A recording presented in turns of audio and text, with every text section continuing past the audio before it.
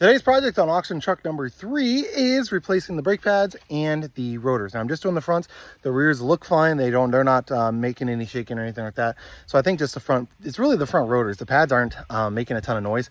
So it's just going to be the rotors, but I'm going to be replacing both just because if I'm going to put new rotors on, I'm going to be putting new pads on as well. One thing you might be wondering about is where the jack is. This is a 2010 F-150. So on here, it's actually slid underneath there all the way to the other side. So you have two little screws that go into there, and that's where the jack is going to be at. Now I'm not actually using the jack, but I do need the lug nut wrench.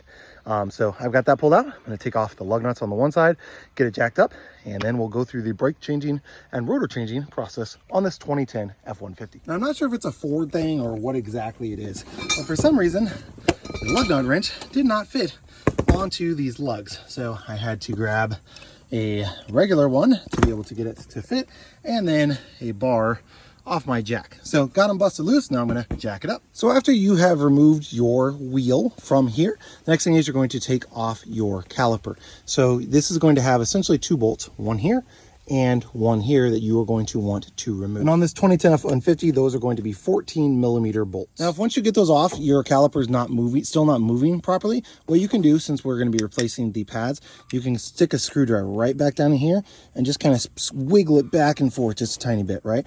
Because what you're going to do is you just need to depress those just a tiny bit, those pistons, just a tiny bit in there to get it to kind of move, work its way loose, so it will come all of the way off. Then you're going to want to hang your caliper up and out of the way. Now, there's a variety of different tools you can do. I just grabbed these little hooks off of Amazon. Makes it super easy to do.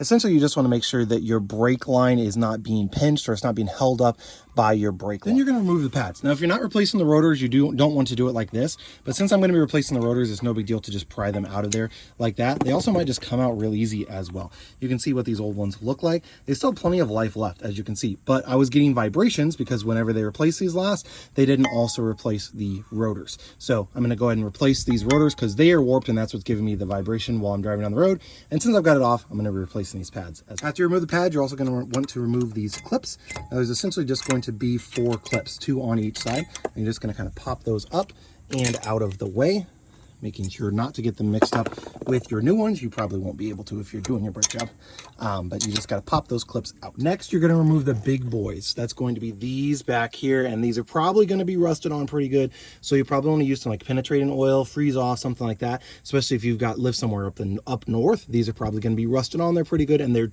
they have to be put on tight because this is what holds this entire assembly on to here. So it holds this like brake caliper. I don't even know the right name for it, but just this holder that holds your brake caliper, holds the pads in place. It holds this whole thing right here. You have to take off to be able to pull the rotor off, but it's going to likely be rusty. So make sure you have some stuff on hand to pull that off ahead of time.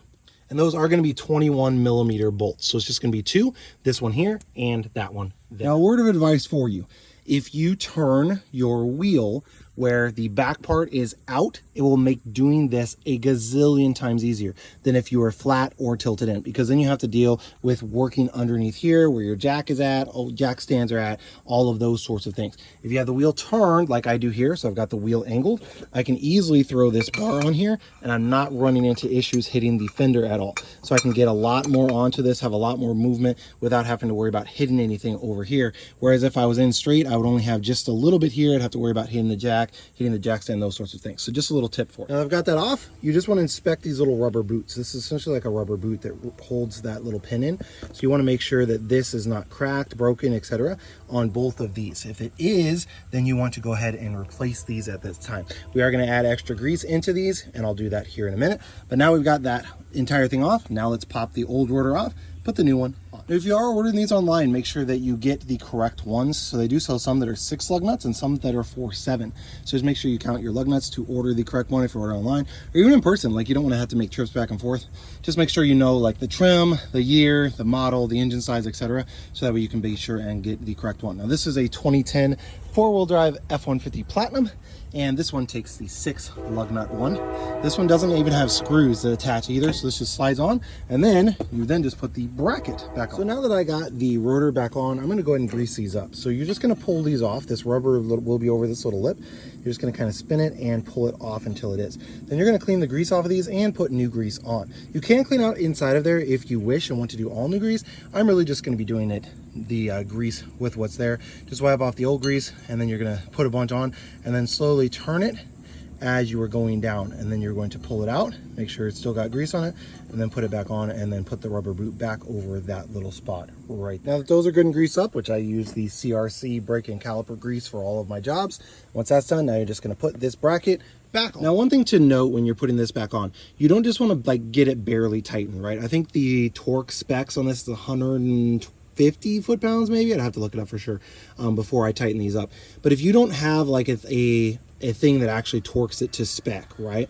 Essentially, you want to get these as tight as you possibly can, not just with a short ratchet, but put like an extension bar on there, a breaker bar on there to tighten it as well.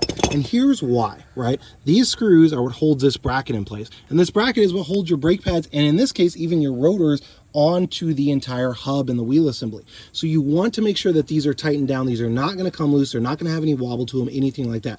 Because any wobble on this is going to wobble this whole assembly, wobble your brake pads, wobble your rotors, everything up here. So make sure you actually get them torqued to spec. And I'm not just talking about, oh, okay, well, I got it snug, right? Like, oh, I got it snug right now. Okay. No.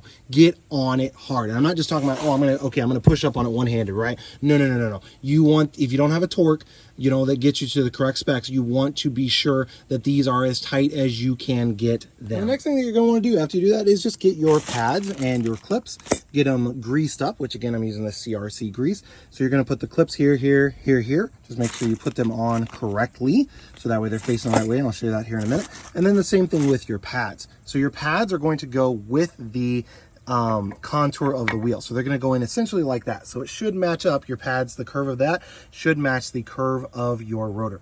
And then obviously you have the clips that go here and here. That's what's going to hold your pads in place. Now you want to grease your clips here and your clips here when you put them in. And then you also want to grease these ends of your pads. And then I also grease the back of my pads where the caliper is going to be put on. I'm trying to eliminate all the possible squeaks, those sorts of deals on my brake jobs. Obviously you don't want to get grease on your rotors, but I've got these clips in and then I've got them greased up. I normally would just put a little bit of grease here on the front, just make it a little bit easier. Then I'm also going to put grease on these little shoes on the brakes as well. Also, a little tip when putting these on, don't put brake grease on the back of the pad yet. Wait until you have both of your pads on to do that. It'll make it a little bit less messy.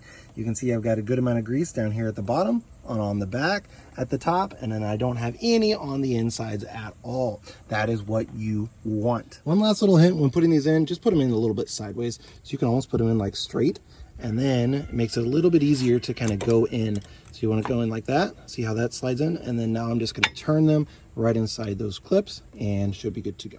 And then finally, you're just going to depress these pistons. So for that, they do sell a special tool. You can use just like a clamp and your old brake pads. There's a ton of different ways you can do it. I've got the tool. So quite simply, I'm just going to put it onto here, and then I'm just going to turn it and depress those pistons down. Before you do that, do make sure that you have the lid off of your brake fluid container or brake fluid reservoir under the hood. And side one is done. Now just put the wheel back on, drop it down, go to the other side, and repeat the process over again.